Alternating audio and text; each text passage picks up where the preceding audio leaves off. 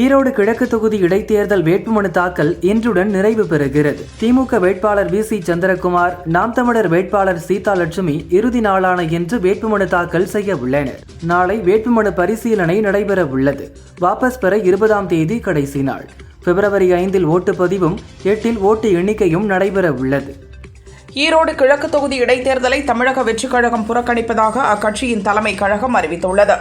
புதுக்கோட்டை வடமலாப்பூர் பிடாரியம்மன் மற்றும் கருப்பர் கோவில் பொங்கல் விழாவை முன்னிட்டு ஜல்லிக்கட்டு போட்டி நடக்கிறது. சுற்றுச்சூழல் அமைச்சர் மெய்யநாதன் உறுதிமொழியை வாசித்து கொடியசைத்து தொடங்கி வைத்தார். 700 காளைகளும் 300 காளையர்களும் பங்கேற்றுள்ளனர். சென்னையில் தங்கியிருக்கும் லட்சக்கணக்கான வெளியூர் மக்கள் பொங்கல் முடிந்த கையோடு பலரும் சென்னைக்கு திரும்புகின்றனர். ஆயிரக்கணக்கான மக்கள் சொந்த வாகனங்களில் வருவதால் அனைத்து முக்கிய சாலைகளிலும் கடும் போக்குவரத்து நெரிசல் ஏற்பட்டுள்ளது. குறிப்பாக பெருங்களத்தூர், தாம்பரத்தில் டிராபிக் ஜாம் ஏற்பட்டுள்ளது.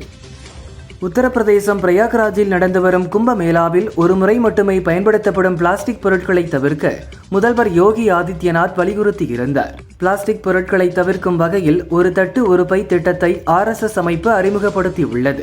இதுவரை ஒரு எவர் சில்வர் தட்டு மற்றும் டம்ளர் அடங்கிய 70,000 துணிப்பைகள் பக்தர்களுக்கு வழங்கப்பட்டுள்ளன. பொருளாதாரத்தில் நலிவடைந்த குடும்பங்களைச் சேர்ந்த மூத்த குடிமக்களுக்கு மகா கும்பமேளாவில் பங்கேற்க இலவச யாத்திரை பயணம் செல்ல ஹரியானா அரசு ஏற்பாடு செய்துள்ளதாக அம்மாநில முதல்வர் நயாப் சிங் சைனி அறிவித்துள்ளார். தென்மேற்கு அரபிக்கடல் பகுதியில் நிலவும் வளிமண்டல கீழடுக்கு சுழற்சியால் இன்று தமிழகத்தில் ஓரிரு இடங்கள், புதுச்சேரி மற்றும் காரைக்கால் பகுதிகளில் மிதமான மழை பெய்யக்கூடும் என சென்னை வானிலை மையம் தெரிவித்துள்ளது. நாளை மறுநாளும் பல்வேறு பகுதிகளில் இடி மின்னலுடன் மிதமான மழை பெய்யக்கூடும் என கூறியுள்ளது. 22ஆம் தேதிக்கு பிறகு வடகிழக்கு பருவமழை நிறைவடையும் என்றும் வறண்ட வானிலை நிலவக்கூடும் என்றும் கூறப்பட்டுள்ளது.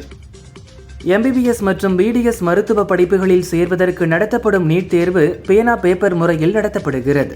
கடந்த ஆண்டு 24 லட்சம் மாணவர்கள் பங்கேற்றனர். தேர்வில் வினாத்தாள் முன்கூட்டியே வெளியானதாகவும் பல முறைகேடுகள் நடந்ததாகவும் குற்றச்சாட்டு எழுந்தது. இதையடுத்து கல்வி சுகாதார அமைச்சகம் நீட் தேர்வை ஆன்லைனில் நடத்துவது குறித்து ஆலோசனை நடத்தின. இறுதி முடிவாக இந்த ஆண்டும் OMR விடைத்தாளில் பேனாவால் குறிக்கும் வகையில் தேர்வு நடக்கும் என தேசிய தேர்வு முகமை தெரிவித்துள்ளது. திருப்பதியிலிருந்து திருச்சி நோக்கி வந்த தனியார் பஸ் ஒன்று நள்ளிரவு 2 மணியளவில் சித்தூர் அருகே உள்ள கங்கா சாகரத்தில் தடுப்பு சுவரில் மோதி சாலையின் குறுக்கே கவிழ்ந்தது. இதில் 4 தமிழர்கள் இறந்துள்ளனர். படுகாயமடைந்த 22 பயணிகள் தீவிர சிகிச்சை பிரிவில் உள்ளனர். சத்தீஸ்கர் மாநிலம் தெற்கு விஜப்பூர் பகுதியில் பாதுகாப்பு படையினரின் கூட்டுக்குழுவினர் தேடுதல் வேட்டையில் ஈடுபட்டனர். அப்போது நக்சல்களுக்கும் பாதுகாப்பு படையினருக்கும் துப்பாக்கிச் சண்டை நடந்தது. இதில் 12 நக்சல்கள் சுட்டுக் கொல்லப்பட்டனர். பாதுகாப்பு படையினர் யாருக்கும் காயம் ஏற்படவில்லை.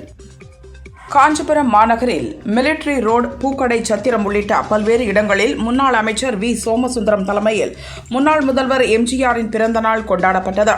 அவரது போட்டோவுக்கு மாலை அணிவித்து இனிப்பு வழங்கப்பட்ட நிலையில் அதிகாலையிலேயே பொதுமக்களுக்கு இட்லி, கறிக்குழம்பு, இடியாப்பத்துடன் காலை சிற்றுண்டியை அதிமுகவினர் வழங்கினர்.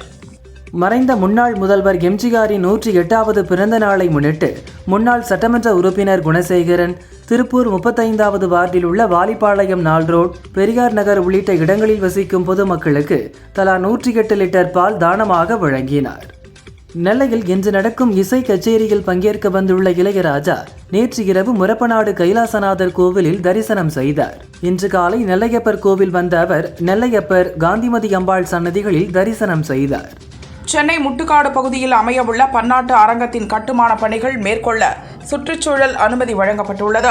5 லட்சம் சதுர அடி பரப்பளவில் 525 கோடி ரூபாய் செலவில் இந்த அரங்கம் அமையவுள்ளது. திண்டுக்கல் மாவட்டம் வத்தலகுண்டு முத்தலாபுரத்தில் 1000 அரிவாள் கோட்டை கருப்பண்ண சுவாமி கோவில் உள்ளது. இங்கு பக்தர்கள் தங்களது நேர்த்திக்கடனாக ஆயிரக்கணக்கான அரிவாள்களை காணிக்கையாக செலுத்தினர். திண்டுக்கல் மாவட்டம் வத்தலகுண்டு அருகே சோலைமலை அழகர் பெருமாள் கோவிலில் வாழைப்பழம் சூறைவிடும் வினோத திருவிழா நடைபெற்றது. அதில் லட்சக்கணக்கான பழங்கள் சூறையிடப்பட்டது. விவசாயம் செழிக்கவும் மும்மாரி மழை பெய்யவும் இந்த விழா நடத்தப்படுகிறது. கன்னியாகுமரி மாவட்டம் திக்குறிச்சி மகாதேவர் கோவிலில் மார்கழி திருவிழா ஆராட்டு நிகழ்ச்சி விமரிசையாக நடைபெற்றது. மகாதேவருக்கு தாமிரபரணி ஆற்றின் படித்துறையில் மேளதாளம் முழங்க மஞ்சள், இளநீர் உட்பட வாசனை திரவியங்களால் அபிஷேகம் நடைபெற்றது. தொடர்ந்து ஆற்றில் ஆராட்டு நிகழ்ச்சி நடைபெற்றது. திரளான பக்தர்கள் கலந்து கொண்டனர். மதுரை அலங்காநல்லூர் ஜல்லிக்கட்டு போட்டியில் 11 சுற்றுகள் நடக்க இருந்த நிலையில் போட்டி நேரம் பற்றாக்குறையால் 9 சுற்றுகளுடன் முடித்துக் கொள்ளப்பட்டது. திட்டமிட்டபடி 2 சுற்றுகள் நடக்காமல் போனதால் 30க்கும் மேற்பட்ட காளைகள் பங்கேற்க முடியவில்லை. ஆத்திரமடைந்த காளைகளின் உரிமையாளர்கள் வாடிவாசல் முன் நின்றிருந்த அமைச்சர் மூர்த்தி மீது பரிசு பொருட்களாக வழங்கிய திமுக கரைவேட்டியை வீசி எறிந்தனர். அரசு மருத்துவமனைகள் மற்றும் ஆரம்ப சுகாதார நிலையங்களுக்கு தமிழ்நாடு மருத்துவ பணிகள் கழகம் மொத்தமாக கொள்முதல் செய்து மருந்துகளை விநியோகம் செய்கிறது. கடந்த ஆண்டு வாங்கப்பட்ட காய்ச்சல் பாதிப்பு, தைராய்டு, இதய பாதிப்பு, கிருமி தொற்று, ஆன்டிபயோட்டிக் மருந்துகள் சில தரமற்றவையாக இருந்தது கண்டறியப்பட்டுள்ளது. அந்த 23 மருந்துகளையும் கொள்முதல் செய்ய 2 ஆண்டுகளுக்கு தடை விதிக்கப்பட்டுள்ளது. திருப்பரங்குன்றம் மலையில் முஸ்லிம் அமைப்புகள் ஆடு மாடு கோடி வெளியிடும் முயற்சிக்கு தடை விதிக்க வேண்டும் என இந்து மக்கள் கட்சி மதுரை மாவட்ட தலைவர் சோலைக்கண்ணன் மதுரை போலீஸ் கமிஷனர் லோகநாதனிடம் மனு கொடுத்தார். முஸ்லிம்களின் பின்புலத்தில் தடை செய்யப்பட்ட அமைப்பு இருப்பதாக குற்றம் சாட்டினார். அடுத்த மாதம் 5 ஈரோடு கிழக்கு இடைத்தேர்தல் நடக்க உள்ளது. தமிழகத்தின் பிரதான கட்சிகளான அதிமுக, பாஜக போட்டியிலிருந்து ஒதுங்கி தேர்தலை புறக்கணித்துள்ளன. திமுக கூட்டணியில் போட்டியிடும் சந்திரகுமார், நாம் தமிழர் கட்சியின் சீதா லட்சுமிக்கு இடையே நேரடி போட்டி ஏற்பட்டுள்ளது. தொகுதியில் அதிமுக மற்றும் பாஜகவுக்கு ஓட்டளிப்போர் விவரங்களை நாம் தமிழர் கட்சியினர் முழு வேகத்தில் சேகரித்து வருகின்றனர்.